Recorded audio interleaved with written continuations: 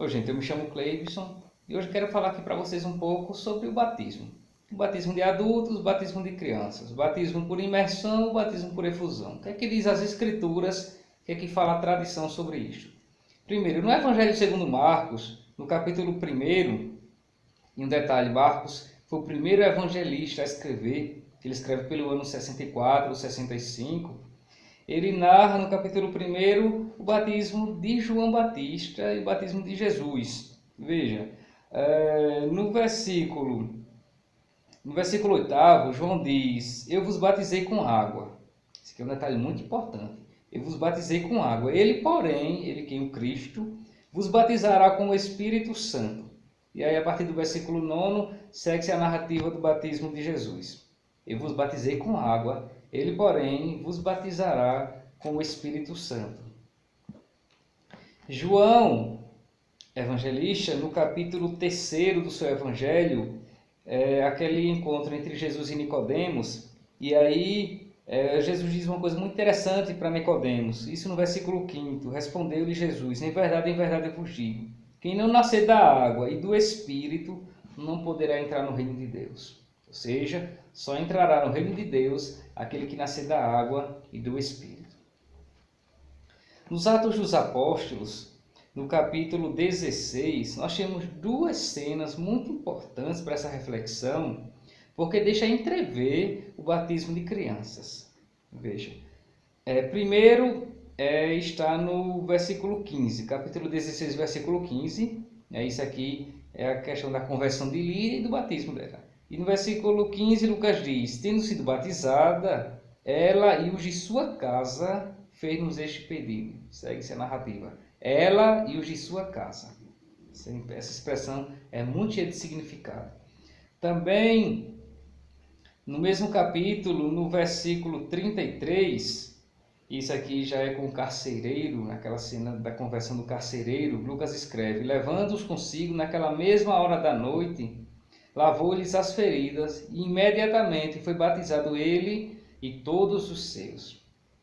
Foi batizado ele e todos os seus, ela e os de sua casa. O que é que essa expressão fala?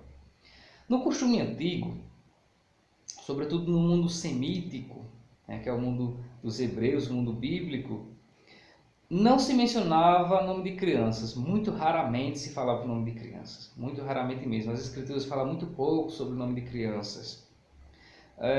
E quando acontece essa expressão, ele e os de sua casa, ou seja, os adultos e as crianças. Essa expressão quer dizer isso, os adultos e as crianças. Ele e sua família, os adultos e as crianças. Essa expressão denota isto, certo? Então, é sabido pela história que desde a época apostólica que é costume batizar as crianças. E por que é costume batizar as crianças? Porque as crianças, como diz o Salmo 50 ou 51, elas nascem no pecado. Davi diz: no pecado a minha mãe já me concebeu. Todos nós nascemos no pecado, todos nós. Santo Irineu foi um bispo, ele viveu entre o ano 140 e 204. Ele diz: Jesus veio salvar a todos os que através dele nasceram de novo de Deus, os recém-nascidos, os meninos, os jovens e os velhos. Veja, Jesus veio salvar a todos os que nasceram dele, ou seja, nasceram quando? No batismo. No batismo é o segundo nascimento e o primeiro na ordem espiritual é o batismo. Ele veio salvar os recém-nascidos, os meninos, os jovens e os velhos, ou seja, todos. E um detalhe, Santo Irineu viveu alguns anos, quando nasceu, ele nasceu cerca de uns 45 anos, 50 anos após a morte de João, o último dos apóstolos. Veja, ele é um padre pós-apostólico, né? E a mensagem apostólica ele estava muito viva. Então, aquilo que Santo Irineu diz é porque já era uma prática desde os anos antes dele, na época apostólica. Também nós temos o testemunho de Orígenes. Orígenes é também um escritor eclesiástico. Ele viveu entre o ano 185 e 255. E Orígenes ele escreve: a igreja recebeu dos apóstolos a tradição de dar o batismo também aos recém-nascidos. Isso é um testemunho muito precioso para essa reflexão. A igreja recebeu dos apóstolos a tradição de dar o batismo também aos recém-nascidos. E também Orígenes viveu pouco tempo depois da morte dos apóstolos. Um outro testemunho também antiquíssimo, nós temos o de São Cipriano, no ano 258. E ele escreve: do batismo e da graça não devemos afastar as crianças. Estas citações, elas fazem parte desse pequeno livro, Respostas da Bíblia para cada lar cristão. É um livro muito breve, muito resumido, é muito bom de você encontrar respostas fáceis para essas questões, né, que infelizmente dividem opiniões dentro do cristianismo. Ele é muito objetivo. Então vejam, a tradição de batizar as crianças, ela é da época apostólica, certo? E por que batizar as crianças e não batizar os adultos, uma vez que Cristo foi batizado adulto? Por que essa preferência pelas crianças? Porque as crianças nascem no pecado. E Jesus, ele foi batizado adulto não por uma necessidade, não foi por uma necessidade. E ainda mais, um detalhe muitíssimo importante: o batismo de João é ontologicamente, ou seja, é radicalmente, estruturalmente diferente do batismo que Cristo instituiu, certo? O batismo de João, ele era para a conversão dos pecados, converter-vos e crede no Evangelho. Por quê? Porque tinha todo um sentido moral para aqueles que esperavam a vinda do Messias, os chamados anauíns, né, os pobres de Yahvé, os pobres do Senhor. Era uma comunidade daqueles que esperavam uma vinda iminente, rápida do Messias. Era somente com essa finalidade o batismo de João, preparar para a vinda do Messias. Era um batismo de conversão. Já o batismo que Cristo instituiu, não. O batismo que Cristo instituiu, até a fórmula difere. Quando Jesus mandou batizar, ele disse: batizai em nome do Pai, e do Filho e do Espírito Santo. Ou seja, batizai em nome da Trindade Santa. Para o batismo ser válido, ele deve ser ministrado em nome da Trindade Santa. E o que é que o batismo de Cristo confere?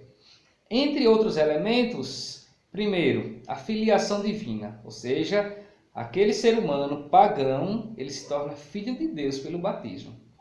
A filiação divina. Depois ele se torna membro do povo de Deus. Ele só é membro do povo de Deus depois do batismo, mesmo que ele seja filho de cristão, mas ele não pertence àquele povo, porque o batismo é um dos chamados sacramentos da iniciação. Ele só se torna de fato membro desse povo depois do batismo. Esses dois elementos, entre outros tantos, são muito importantes para nós. E batizar as crianças, não é? Por que batizar as crianças? Por esses motivos que já linkei para vocês. E o batismo de Jesus, ele foi ministrado adulto, como já vos falei, não por uma necessidade, mas para cumprimento da lei, somente para isso. E aí ainda pode ficar aquela questão: batizar nas águas ou em poucas águas? Por infusão ou por imersão? Jesus foi batizado por imersão, sendo imergido na água, e esse que a palavra batismo significa imergir, submergir na água. Por consequência, porque João estava ali. Entretanto, o batismo desde a época apostólica ele foi ministrado não necessariamente pela imersão, mas pela infusão. Porque, na verdade, o que torna alguém batizado não são as muitas águas. É ser batizado em nome da Trindade, esse mistério da Trindade. Eu te batizo em nome do Pai, eu te mergulho em nome do Pai e do Filho e do Espírito Santo. Isso é o essencial para acontecer o batismo. A água ela é um símbolo importante, com toda a sua riqueza de significados, porque significa a purificação, uma vez que a água purifica o corpo. Ela é símbolo da purificação espiritual que o batismo acaba operando na vida do batizando, mas é um símbolo. O que batiza, na verdade, é a Trindade Santa. Então não importa muita água ou pouca água, isso não importa. E aí, por que privar as crianças da graça da filiação divina, dela tornar-se filha de Deus e membro do povo, e membro desse povo? Por que privar as crianças disso? Os apóstolos e os pós-apostólicos não privaram, não acharam por bem fazer isso, porque não convém. E esse argumento que diz que deve ser ministrado somente aos adultos, porque os adultos têm consciência, as crianças não têm consciência, elas têm que primeiro crescer para decidir se quer ou se não quer. Isso é um argumento ilógico, não tem sentido algum nisso. Por quê? Porque aquilo que é bom, aquilo que é bem benéfico para a saúde da criança, a gente não espera ela crescer para decidir. A gente pode pensar aqui nos remédios, injeção, entre outras coisas. A gente não espera a criança crescer para decidir. Por quê? Porque tem coisas que a gente decide, já que é para o bem da criança. já que tem todo um sentido benéfico para a sobrevivência e para a subsistência dela. E isso, se isso acontece no nível corporal, com muito mais razão ainda em nível espiritual.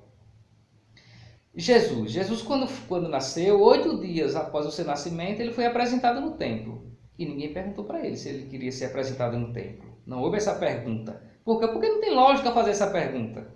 Não é? Ninguém nunca questionou o fato de Jesus e todo judeu, né, recém-nascido ser apresentado ao templo bebezinho. Ninguém nunca questionou isso. Ninguém nunca perguntou se ele quereria ou não entrar no templo para fazer parte, se ele queria ser circuncidado, porque para o menino mágico, o menino, ele tornasse judeu, ele tinha que ser circuncidado. E ninguém nunca perguntou para Jesus se ele queria fazer circuncisão para se tornar membro daquele povo. Por quê? Porque é na fé dos pais que isso acontece. Assim também como o batismo, é na fé dos pais, é na fé da igreja, é na fé dos padrinhos que é batizado.